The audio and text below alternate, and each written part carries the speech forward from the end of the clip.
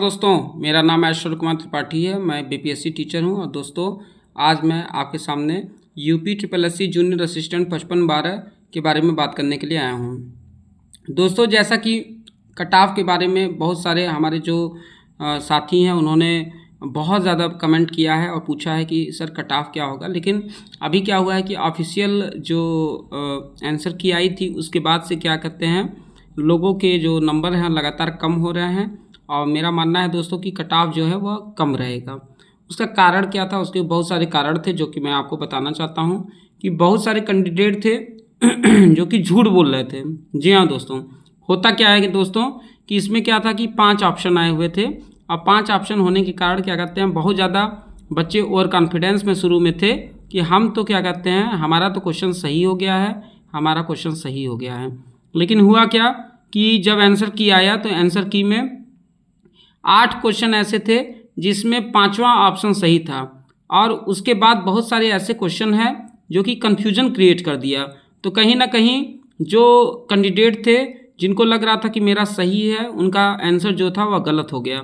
और कुछ तो कैंडिडेट ऐसे होते ही हैं दोस्तों जो कि हमेशा अपनी बातों को बढ़ा चढ़ा कर पेश करते हैं, क्योंकि उनको लगता है कि यदि मैं अपनी मतलब अपने बारे में बेहतर नहीं बोलूँगा। जैसे मान लीजिए हिंदी है दोस्तों, हिंदी में कई बार ये भी देखा गया है कि ये जो एग्ज़ाम हुआ है इसमें लड़के 13 नंबर पाए हैं, लेकिन अपने दोस्तों के बीच में 18 नंबर उन्होंने बोल दिया है।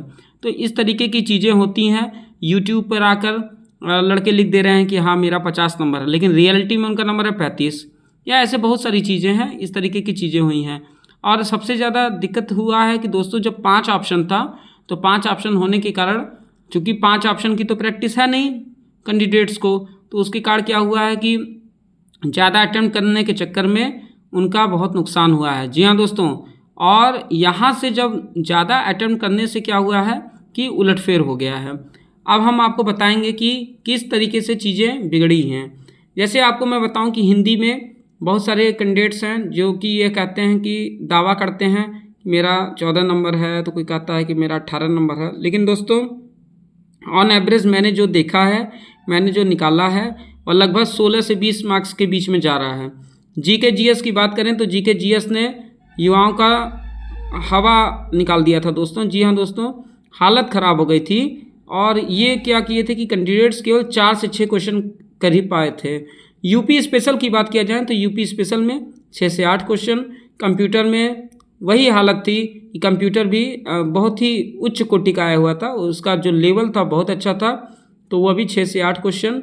और रीजनिंग का भी लगभग वही 6 से 8 या 6 से 10 आप ले सकते हैं।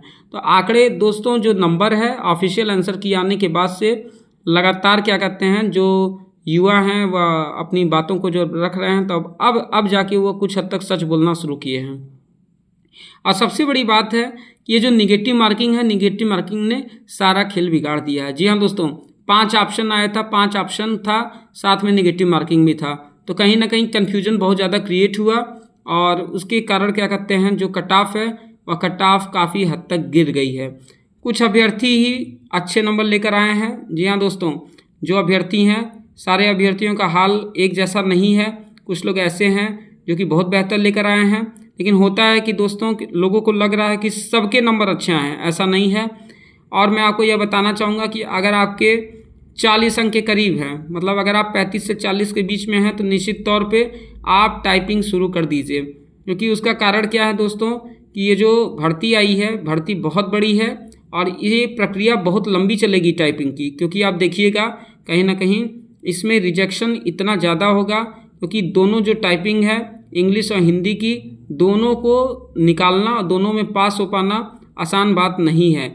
इसीलिए मैं आपसे यही गुजारिश करूँगा कि आप टाइपिंग करने पर ध्यान दें और किसी की बात को ज़्यादा ना सुनें। और दोस्तों लास्ट में मैं यही कहना चाहूँगा कि आप घबराएं नहीं।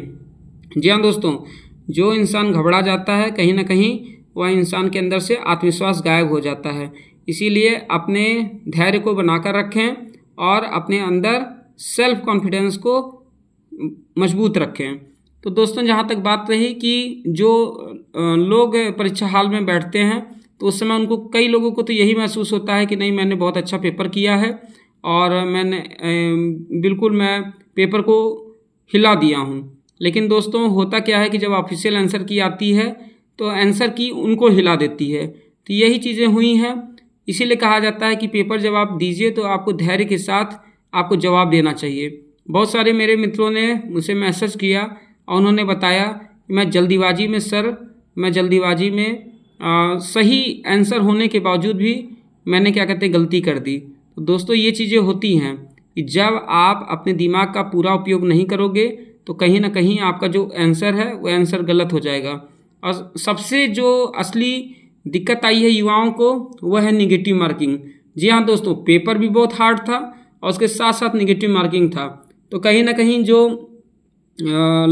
कैंडिडेट्स की हालत को निगेटिव मार्किंग ने बिगाड़ा है। मैं ये नहीं कह रहा हूँ कि बहुत सारे कैंडिडेट्स ने झूठ बोला है, मतलब झूठ बोला है लेकिन वो उसमें उनकी गलती नहीं थी। जैसे कुछ लोग तो दोस्तों फेंकते भी हैं, कुछ लोग झूठ भी बोलते हैं कि हाँ मेरा सब कुछ अच्छा है, मेरा कोई दिक्कत नहीं है। लेकिन रियलिटी क्या थी कि जो कैंडिडेट्स जो झूठ बोल रहे थे वो इसलिए झूठ बोल रहे थे क्योंकि ऑफिशियल आंसर की आने के बाद से उनका जो रियलिटी था वो सामने आ गया। अब कोई कितना कोई झूठ बोलेगा, लेकिन निगेटिव मार्किंग है इसने क्या कहते हैं कट ऑफ को काफ़ी हद तक गिराया है। तो इसीलिए आप जिन अभ्यर्थियों के नंबर कम हैं वो अपने धैर्य को बनाकर रखें और लगातार टाइपिंग पर ध्यान दें। इसी उम्मीद के साथ कि आप लगातार टाइपिंग करेंगे और मेहनत करेंगे, और मैं यही उम्मीद करूंगा कि आप यूपी SSS जूनियर असिस्टेंट 5512 की जो भर्ती है इस भर्ती में एक सीट आपकी भी हो। इसी के साथ मैं अपनी वाणी को विराम देता हूँ। जय हिंद, जय भारत, जय मातृभूमि।